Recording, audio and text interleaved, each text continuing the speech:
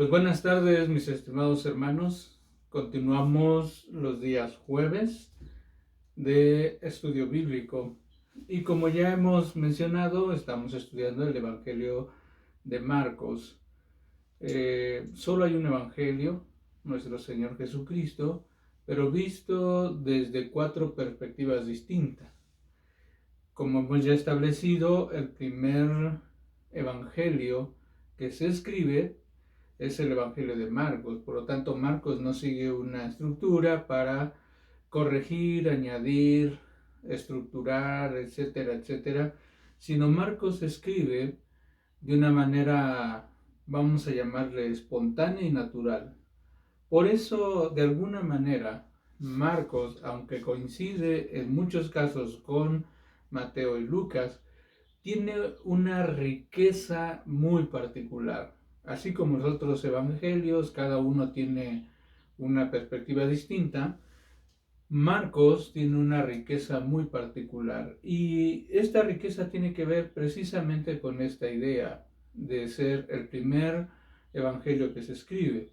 Así es de que, habiendo estudiado solo algunos datos, algunas perspectivas de este evangelio, hemos ya anunciado que vamos a ver ahora el tema de la resurrección de Jesús.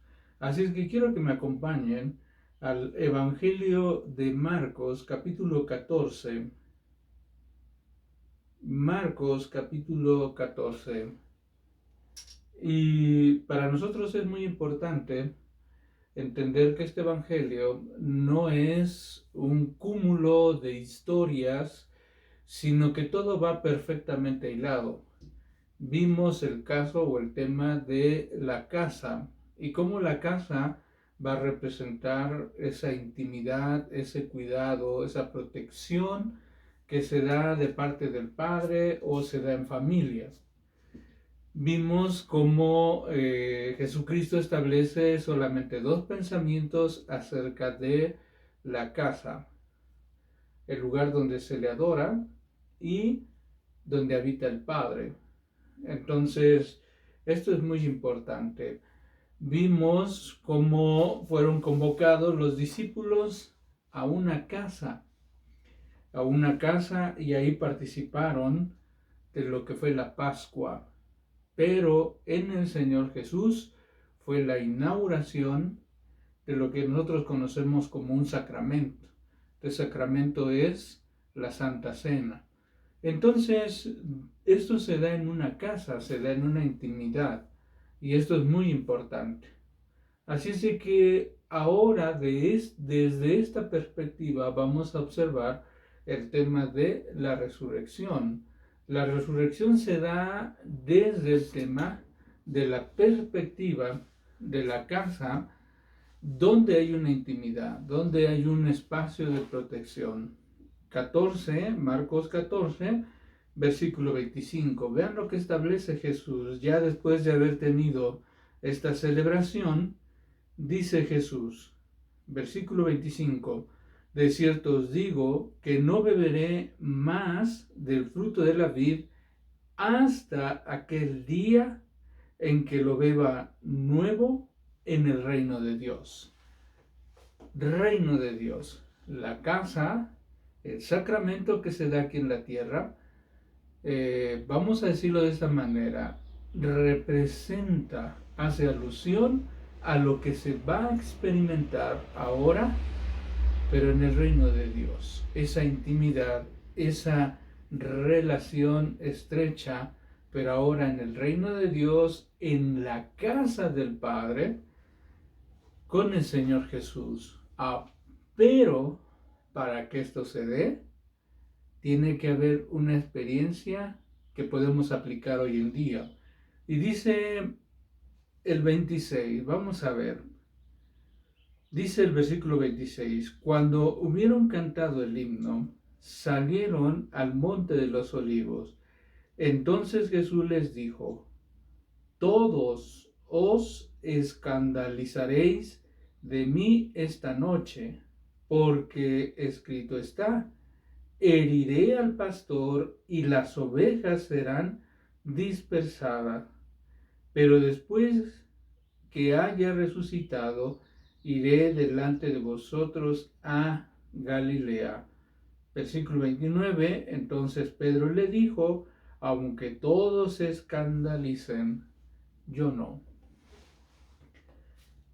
Acaban de celebrar este momento íntimo.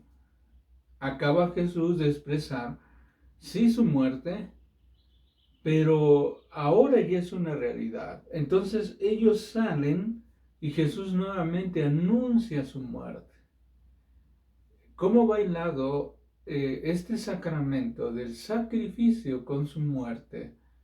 Y esto es algo que los discípulos no entienden. Por eso Jesús les dice, ¿verdad?, que en esta noche, en este momento, todos se van a escandalizar, les va a sorprender, van a gritar de lo que viene y se van a ir. Dice el Señor, hace alusión a un texto del Antiguo Testamento, que el pastor va a ser herido y las ovejas van a ser dispersadas. Y esto es muy interesante, porque ahora las ovejas van a ir a una dispersión. Esta es la finalidad de que el pastor sea herido. Ahora, Pedro, como los otros discípulos no lo entienden, Pedro dice, yo no. Todos se podrán ir, todos se podrán escandalizar, pero yo no. Y esto es lo que encontramos en el capítulo 14. Jesús anunciando su muerte. Versículo 32. Vamos a ir saltándonos unos textos, pero es importante que ustedes puedan repasar en casa. Vamos a ver, versículo 32. Vinieron pues a un lugar que se llama Getsemaní, y dijo a sus discípulos, sentaos aquí, entre tanto que yo oro. Y tomó consigo a Pedro, a Jacobo y a Juan, y comenzó a entristecerse y a angustiarse. Y les dijo, mi alma está muy triste hasta la muerte. Quedaos aquí y velad. Yendo un poco más adelante, se postró en tierra y oró que si fuese posible pasarse de él aquella hora.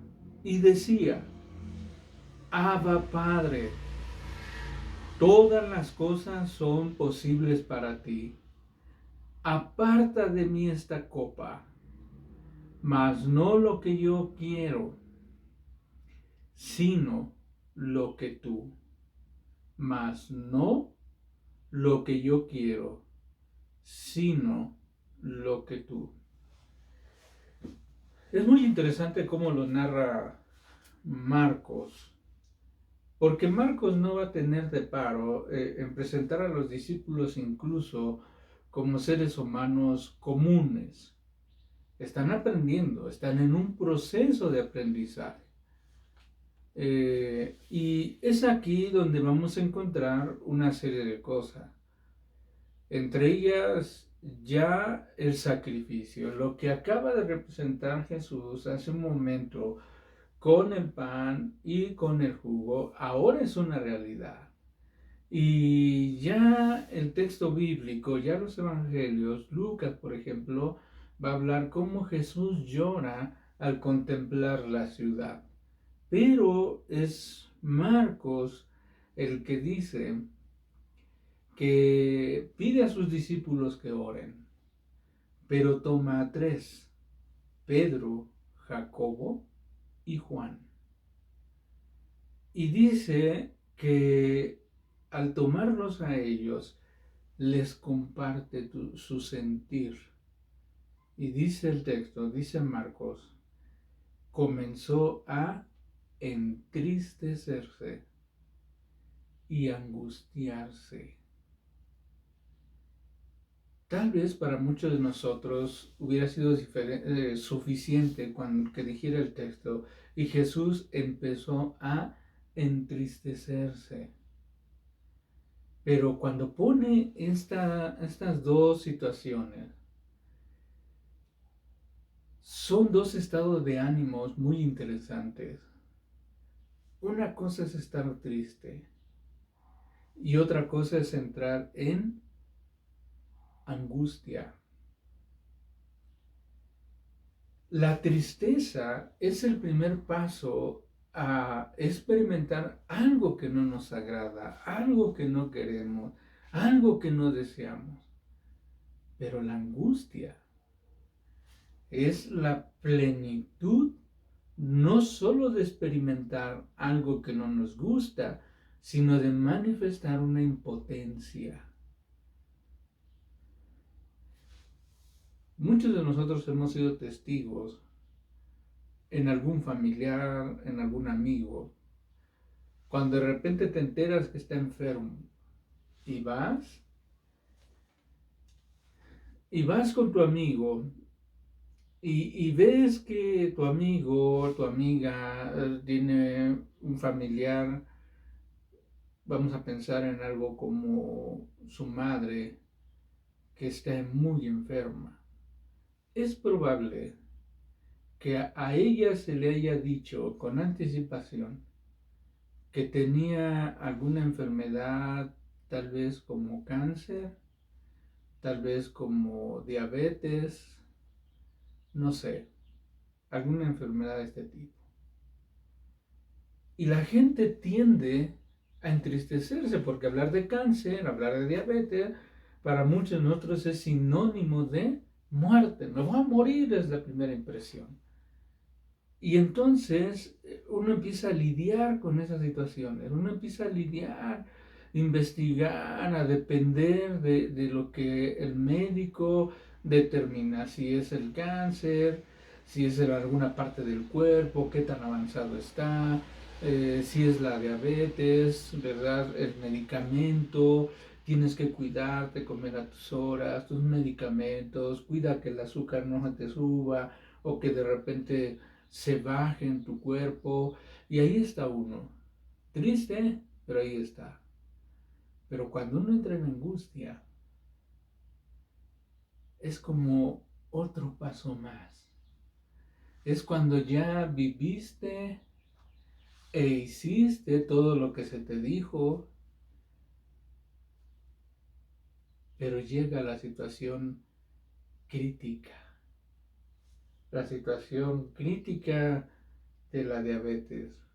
Muchos piensan que realmente uno no muere de la diabetes, porque la diabetes lo que está haciendo, el tema del azúcar, es acabar con tus defensas. Y entonces cuando ya no tienes defensas en tu cuerpo, cuando ya no tienes esas defensas naturales en tu cuerpo, probable que una gripa, que una pulmonía acabe con tu vida. ¿Qué hizo la diabetes? Acabó con tu cuerpo, con tu defensa y entras al hospital, entras en crisis. Y entonces es lo que está planteando Jesús. Jesús sabía que iba a morir. Jesús les enseñó a sus discípulos que era necesario que Él muriera. Pero de eso a que llegue el momento, en unas horas, la traición, el juicio, el maltrato, pero como dice Marcos, lo que vamos a ver ahorita, las consecuencias del pecado. Ya no es y llegará el momento, es ahora. Por eso dice Jesús, mi alma está muy triste porque me siento morir. Siento morirme, me estoy ahogando, estoy en una situación crítica. Siento la situación hasta acá, estoy muy triste. Me siento morir. Ese es el contexto de la resurrección. Por eso dice el texto, hay muchas cosas muy interesantes aquí que pudiéramos abordar, pero dice más adelante parte de lo que sufrió Jesús. ¿Qué es lo que sufrió Jesús? Capítulo 14, versículo 65, dice, y algunos comenzaron a escupirle y a cubrir el rostro y a darle de puñetazos y a decirle, profetiza. Y los alguaciles le daban de bofetadas. Empezó a experimentar el escarnio de la gente, escupirle, el desprecio. Cuando alguien te escupe, no duele, no duele como un golpe, pero sí sientes el desprecio. Entonces están conjugadas las dos cosas. Te están despreciando, te están menospreciando y te están maltratando físicamente. Las dos cosas. A tal grado, dice el texto, ya sabemos de lo que hacen los soldados, ¿verdad? Ya los discípulos lo dejaron solo Pedro anda caminando de lejos, la gente empieza a mofarse de él a tal grado que aún Pilatos, queriéndolo librar, le dice, bueno, aquí es costumbre que soltemos a algún preso, ¿a quién quiere que le suelte? ¿A Barrabás o a Jesús? Y la gente prefiere el mal, la gente prefiere el malo.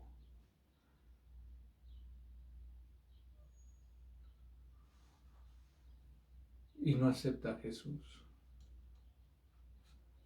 Entonces Jesús, a final de cuentas, concluye con ser condenado a morir como el peor de los malhechores.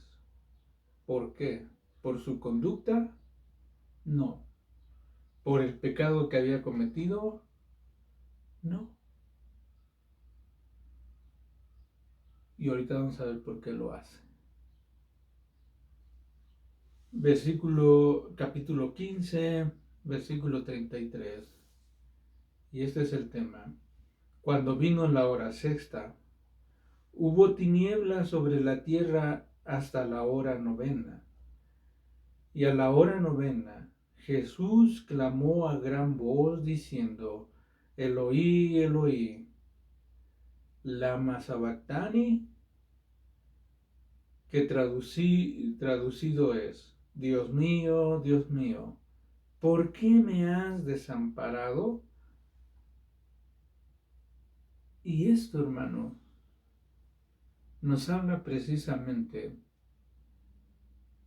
acerca de la gran tristeza y la gran angustia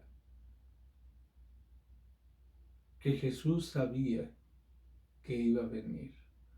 Una cosa es sufrir el desprecio y el odio de las personas. Porque así como cuando Jesús habló acerca del pan, y él decía que lo que contamina y lo que no contamina. Y él decía que la comida que se introduce a nuestro cuerpo, el cuerpo lo digiere, el cuerpo al digerirlo toma las propiedades de estos alimentos y lo demás es desechado. Ese es el aspecto físico. Bueno, algo así sucede con el maltrato del ser humano, el desprecio del ser humano. El desprecio, las bofetadas, los golpes, las injurias, las mentiras, el abandono, el que le escupieran en la cara, todo eso ya había pasado. ¿Producía dolor físico? Claro que producía dolor físico. Pero, como dice el texto de Isaías, Con todo eso, hablando del maltrato del ser humano, con todo eso, Jehová quiso quebrantarlo, lo trituró entre sus manos.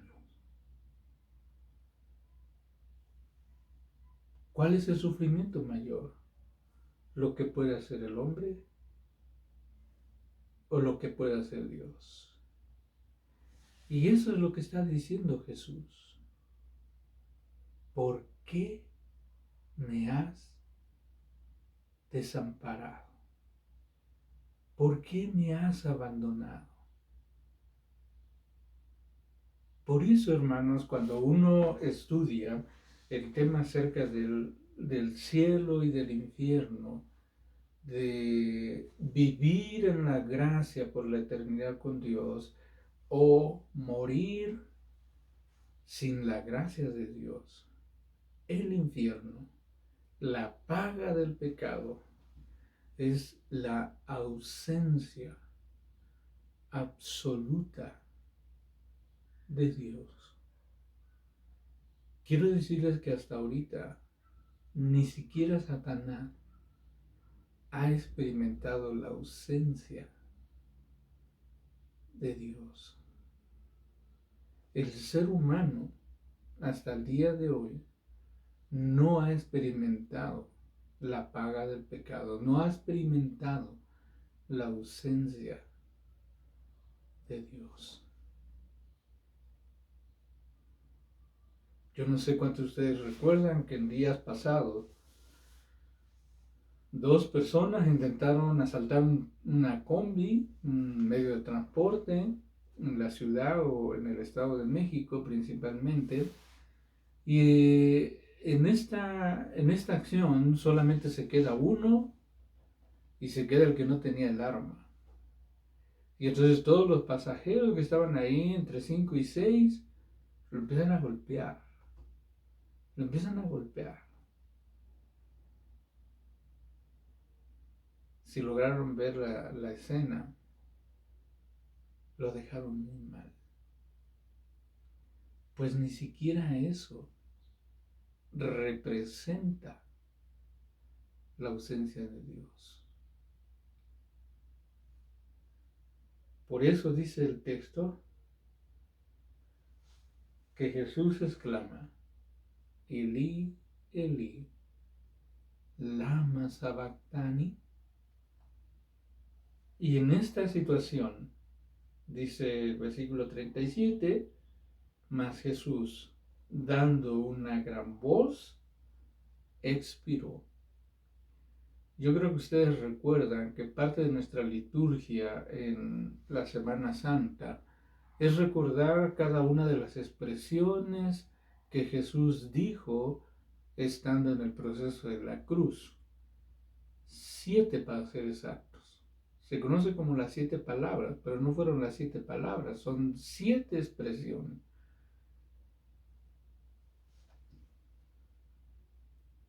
Marcos solo rescata esta, o Marcos solamente escribe esta, solo una. Y habla de lo que mencionó sobre Jesús anteriormente. Mi alma está muy triste hasta la muerte, porque ahora voy al Padre, pero no voy al Padre para ser consolado.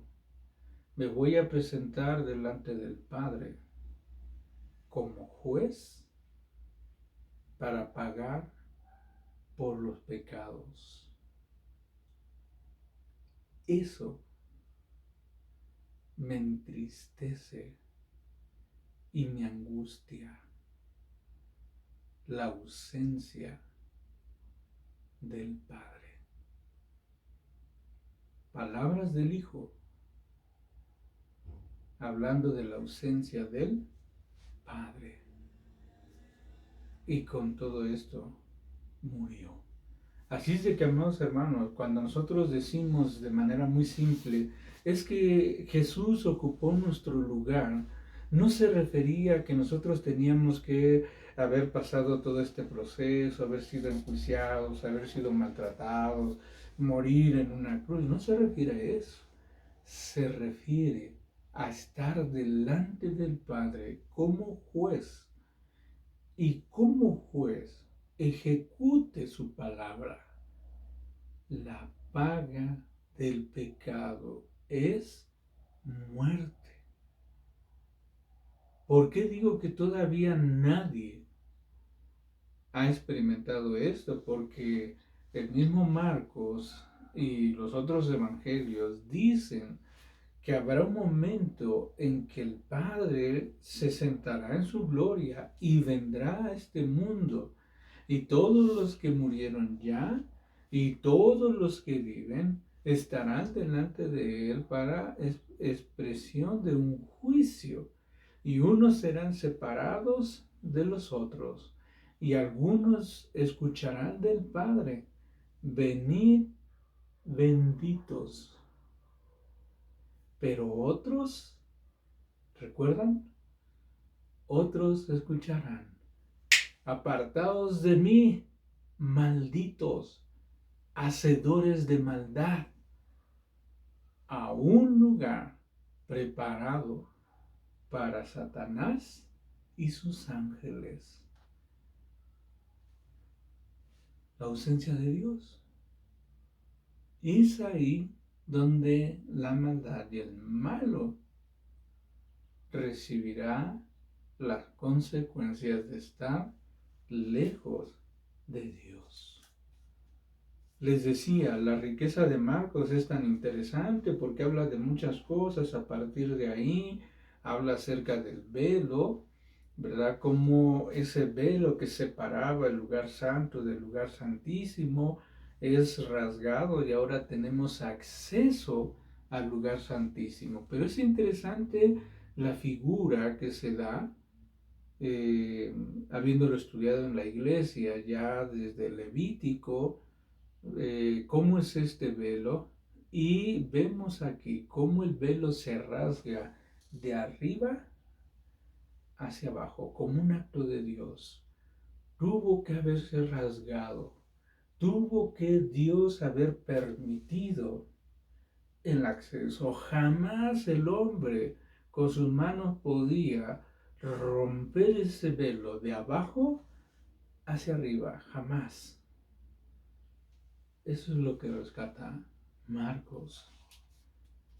Y sigue diciendo, capítulo 16, versículo 19. Y el Señor, después de que les habló, fue recibido arriba en el cielo y se sentó a la diestra de Dios, para que haya resurrección. Y lo voy a decir de esta manera: para que haya resurrección en Jesucristo y sentarse a la diestra de Dios, tuvo que haber el Señor Jesús, tuvo que haber pasado por el sufrimiento, por el desprecio y por la paga del pecado, para llegar a la diestra de Dios. Así es de que la resurrección tiene la finalidad de llegar a la diestra de Dios. Sus discípulos, versículo 20, y ellos, saliendo, predicaron en todas partes, ayudándoles el Señor y confirmando la palabra con las señales que la seguían. Noten lo interesante: la predicación era confirmada con señales. Jamás, jamás se va a decir que el pueblo de Dios tiene que ir tras las señales. Jamás. Las señales confirman al pueblo de Dios. Si tú no te sometes, no estás siendo confirmado en tu relación con Dios. Si tú y yo no cambiamos, no estamos siendo confirmados con las señales. Por eso, mis amados hermanos, el cristiano está llamado no a ir tras las señales. Es que aquí se están haciendo milagros. Es que aquí se está... Jamás. La predicación se confirma con las señales. Entonces el pueblo de Dios va predicando y se confirma la predicación con estas señales. La mayor de las señales es cuando las personas vienen a tener un encuentro con Dios. ¿Se acuerdan que mucha gente vieron la señal cuando Jesucristo dio de comer a 5,000 personas, a 5,000 varones, sin contar mujeres y niños? Lo vieron, pero nunca tuvieron un encuentro con Él. Y muchos piensan que seguramente muchas de esas personas estaban gritando en este tiempo: crucifícale, crucifícale. Mis hermanos, la resurrección no es un acto milagroso. La resurrección es una expresión de la gracia de Dios para que estemos en su presencia. Pero no podemos experimentar la resurrección si no experimentamos el sufrimiento y la misma muerte. Por eso, como temas como lo que estamos viviendo hoy en día, Señor, ¿por qué pasan estas cosas? ¿Por qué sufrimos?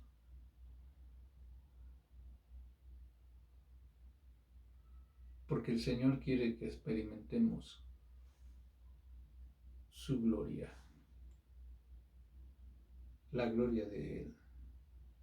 Y solamente se percibe, se vive y se experimenta cuando nosotros morimos en el nombre de nuestro Señor Jesucristo. Así es de que, amados hermanos, ¿qué lugar ocupa Jesucristo en nuestras vidas? ¿Y qué lugar ocupa la predicación de su evangelio en nuestras vidas? Así es de que la resurrección es un tema importante para Marcos. Y como veremos la próxima semana, seguiremos bajo este tema de la resurrección, pero bajo un concepto de privilegio. ¿A quienes Dios les dio el privilegio de poder observar la resurrección de Jesús y ser testigos de esta resurrección? Así es de que sigamos leyendo y sigamos estudiando para conocer más de la palabra de Dios. ¿Les parece si oramos? Vamos a orar. Amantísimo Dios, en esta hora quiero agradecerte la bendición de poder meditar en tu palabra. No costumbres, no tradiciones, sino tu palabra. Y es en este momento, Padre Celestial, que habiendo estudiado este pensamiento que plantea Marcos acerca de la resurrección de nuestro Señor Jesucristo, es que venimos a ti. Entendemos ahora que Jesús resucitó después de haber experimentado la muerte. ayúdanos a entenderlo y ayúdanos a asimilarlo. Porque, Señor, es muy fácil pasar nuestra vida queriendo anhelar solo las cosas buenas. Por eso en ocasiones hacemos la mitad de la oración que hizo Jesús cuando decimos: Señor, aparta de nosotros esta hora. Aparta de nosotros este tiempo o esta circunstancia. Aparta de nosotros, Señor, esto que se está viviendo. Aparta de nosotros la enfermedad, aparta de nosotros la escasez, aparta de nosotros, Señor, las diferencias. Sin embargo, casi nunca expresamos lo que dijo Jesús. Pero no sea lo que yo quiero, sino tu voluntad, sino lo que tú quieres. Así es de que, Padre Celestial, teniendo esto en mente, nos ponemos en tus manos.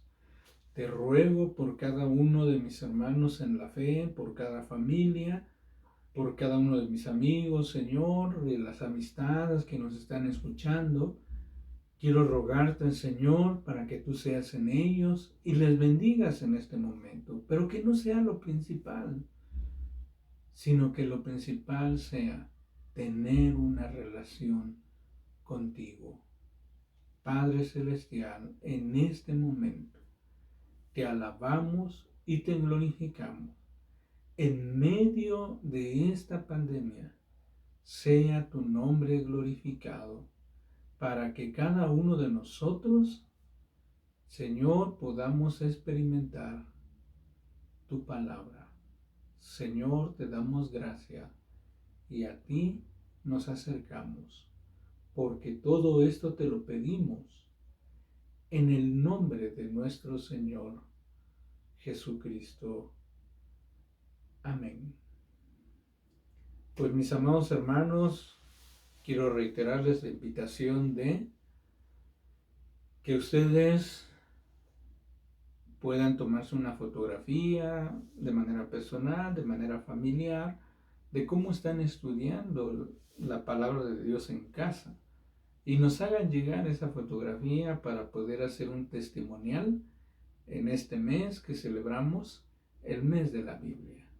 Así es de que, si Dios nos lo permite, nos vemos el próximo jueves para seguir estudiando el Evangelio de Marcos. Que Dios les bendiga.